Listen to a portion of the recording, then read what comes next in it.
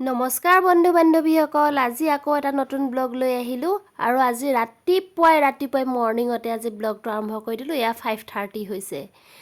5:30 হৈছে মানে মোৰ কাৰণেহে ব্ৰহ্মপুৱা দেই, বাকীবোৰৰ কাৰণে নহয় বাৰু, কাৰণ আনকালে ইমান সোনকালে উঠাৰ অভ্যাস নাইতো। আচলতে আমাৰ ছোৱালী আজি স্কুলৰ ফালৰ পৰা এটা এডুকেশ্যন ট্ৰিপ গৈছিলে কাজিৰঙা অৰ্কিড পাৰ্কলৈ বুলি, আৰু আমাৰ ছোৱালী যাবলৈ ওলালে লগতে। গতিকে তাইক থৈ আহিবলৈ বুলি দেউতাক আৰু মই ওলালোঁ। মানে আমাৰ দলমুখ চাৰিআলিতে গোটেই ছোৱালীখিনি লগ হ'বহি আৰু তাৰ পৰাই যাব আৰু। এয়াই স্কুলৰ বয়সতে অকণমান ফূৰ্তি কৰা বয়স নহয় জানো, গতিকে কিয়নো বাধা কৰিম, যাব বিচাৰিছে যাওক আৰু। গতিকে বোলো আমি দুয়োটাই গৈ থৈ আহোঁগৈ। ল'ৰা ঘৰত অকলেই আছে পিছে দেই, খুৰাকৰ লগতে। তাক এৰি থৈ আহিলোঁ ৰাতিপুৱাই আৰু আমি দুটা আহিলোঁ তাইক থৈ আহোঁগৈ বুলি।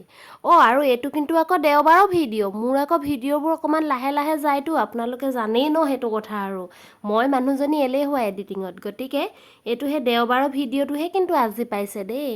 আৰু এয়া চাওকচোন, মই ভাবি আহিছিলোঁ এই ব্ৰহ্মপুৱাই ওলাইছোঁ ঠাণ্ডা লাগিব বুলি, গতিকে টুপি চুপি লগাই আহিছিলোঁ।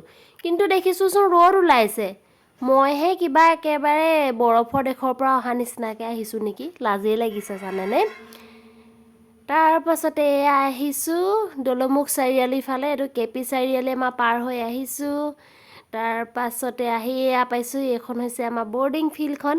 যেন মই যেনেকৈহে চিনাকি কৰিছোঁ, কোনেও যেন চিনিহে নেপায়। একো নহয় দিয়ক, নিজৰ জেগাৰ কথা ন, কৈ ভালো লাগে। আপোনালোকে চিনি পালেও চাই থাকক দেই। এইখন আমাৰ বৰ্ডিং ফিল্ডখন। তাৰপাছতে বৰ্ডিং ফিল্ডখন এৰি আমি এয়া গৈ আছোঁ। বেলিটো তৰকৈ চকুতে ধৰিছে, মই ইফালে যি সোপাহে পিন্ধি আহিছোঁ। ধেত তেৰিকা। এয়া চাওকচোন, ৰাস্তাৰ চাৰিওফালে মানুহ চানুহ বৰকৈ নাই। বিৰাট ভাল লাগে কিন্তু পৰিৱেশটো এইটো সময়ত, নহয় জানো। আৰু আহি আমি দলমুখ চাৰিআলি পালোহি। এইডোখৰ জেগা যে মোৰ আটাইতকৈ প্ৰিয় জেগা। এইডোখৰ জেগালৈ আহিলে মোৰ মন চনবোৰ ভাল লাগি যায়। সন্মুখত যেতিয়া শিৱ বাবাক দেখোঁ, মানে শিৱদৌলটো দেখোঁ আৰু শিৱ বাবাক নেদেখোঁ। আৰু ৰাতিপুৱাই কোনো ধৰণৰ মানে প্ৰশাসনৰ নিয়ম নীতিবিলাক বৰকৈ নাথাকে যে, সেইকাৰণে আমি ৰং ছাইডে সোমাই দিলোঁ সুবিধা হ'ব বুলি। নহ'লে দৌলটোৰ আকৌ পুখুৰী পাৰেদি এক ৰাউণ্ড মাৰি আহি গাড়ীখন পাৰ্কিং কৰিব লাগিব। গতিকে অকণমান তেল বচাই দিছোঁ আৰু দেই, চিধাকৈ কৈছোঁ আৰু। সেইটো বাবে আমি ৰং ছাইডে দিয়ে সোমাই দিলোঁ আৰু, কাৰণ গাড়ীখন যিহেতু ইয়াতে ৰ'বহি। আৰু এই আহি পেলানি আমি আমাৰ জেগা পাই গ'লোহি। এইটো হৈছে আমাৰ শিৱদৌলটো। আৰু এই তাইৰ লগৰ ছোৱালীবোৰ আহি যে ৰখিয়ে আছিলেহি। আমাৰ অকণমান দেৰিয়ে হ'ল। এয়া হৈছে শিৱদৌল। জয় ভোলেনাথ, সকলোৰে মংগল কৰিবা বাবা। এয়া হৈছে আমাৰ ছোৱালী, মানে আমাৰ বাবলি। সেয়া হৈছে তাইৰ লগৰ ছোৱালীবোৰ। আৰু এয়া ইছৰাম, মুঠতে যাব যে কি কথা। আৰু এয়া হৈছে মেম দেই, স্কুলৰ মেম তাইৰ। আৰু তাইৰ স্কুলৰ মেম মানে তাই বৰমাকহে, আকৌ তাই বৰমা বুলিহে মাতে, বাকীবোৰেহে মেম বুলি কয়। তাই বৰমাকেই থাকে। এয়া পৰিৱেশটো চাৰিওফালে দেখাই দিছোঁ অকণমান। ইমান ধুনীয়া লাগিছে ন জেগাডোখৰ। এই জেগাডোখৰত মই যেইবাৰেই নাহোঁ লাগে, মোৰ ফটো মাৰি যে হেঁপাহে পূৰ নহয় জানেনে। আৰু অৱশেষত এই বাছখন আহি পালেহি, গোটেইবোৰে দৌৰা দৌৰিকৈ বাছখনৰ ওচৰলৈ গ'ল। মানে যেনে তেনেকৈ সিহঁতৰ নিজৰ ছিটটো ল'বগৈ লাগে যেন, নাপাবহে। গোটেইবোৰ গৈ এয়া বাছত উঠিলগৈ। আৰু বাছখন হৈছে এইখন শ্ৰী শ্ৰী বাসুদেৱ।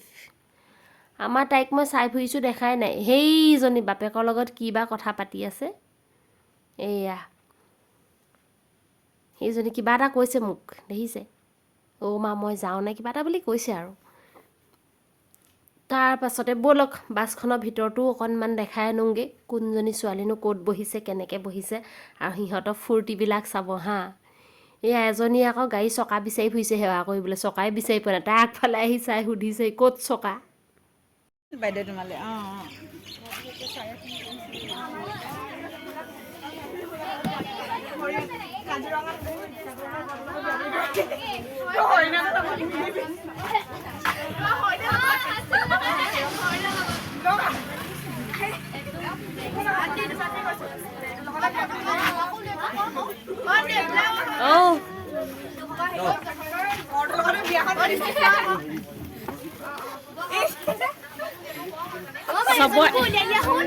চবৰে মুখকেইখন উলিয়াই থৈছোঁ আকৌ। লাজ কৰা নি? লাজ কৰা হয় নি?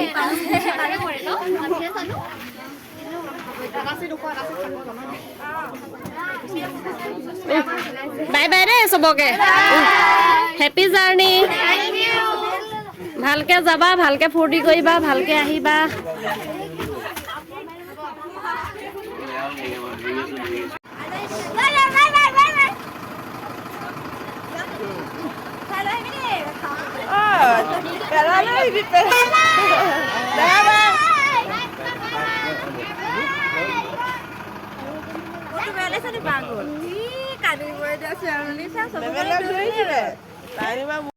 বেটিক পঠাই মেলি থৈ এয়া আমি ঘৰলৈ আহিলোঁ এইটো হৈছে আমাৰ পুপু পুপু মানে আমাৰ ৰিঅ'ক এয়া চাদৰ ওপৰত আনি ৰ'দতে বান্ধি দিছেহি ঠাণ্ডাৰ কাৰণে তাৰপিছত আমি দুটাও আহিলোঁ আহি পেলাই বোলো ওপৰতে কমলা টেঙা কিনি আনিছিলোঁ কমলা খাম ৰ'দতে বহি বহি বেটাকো ছবি স্কুলত থৈ আহিলোঁগৈ বেটিকো পঠালোঁ এক্সকাৰ্ছনত তাৰপাছতে এয়া হৈছে আমাৰ সৰু শাকনি বাৰীখন ইয়াতে বোলো ধনিয়া কেইডালমান আছে তাকে উঘালি নিওঁ কাটি খাই ভাল লাগিব কমলা টেঙাৰ লগত তাৰপাছতে এয়া ধনিয়া মোৰ নিজৰ শাকনি বাৰীৰ পৰা উঠাই আনিলোঁ ইয়াতে এখন পুৰণা বেডশ্বীট এখন পাৰি ল'লোঁ তাৰপাছতে আমি বুঢ়া বুঢ়ী দুয়োটাই বহি পেলাই বোলো ইয়াতে কমলা খাওঁ ৰ'দত ভাল লাগিব তাৰপাছতে যিহে ৰ'দত বহিবলৈ আহিছিলোঁ একদম চেককৈ ধৰিছে তাৰপৰা মামীহঁতে আকৌ এখন ব্লেংকেট এখন মেলি থৈছিলে তাৰ আঁৰতে বহিছোঁ ছাঁ বিচাৰি হ'লেও কিন্তু ভাল লাগে ন আৰু যেতিয়া তেতিয়া খাবলৈ যিহেতু সময় নাপাওঁ অফিচৰ বাবে গতিকে দেওবাৰ দিনটোতে আৰু অকণমান এইবোৰ এনজয় কৰোঁ আৰু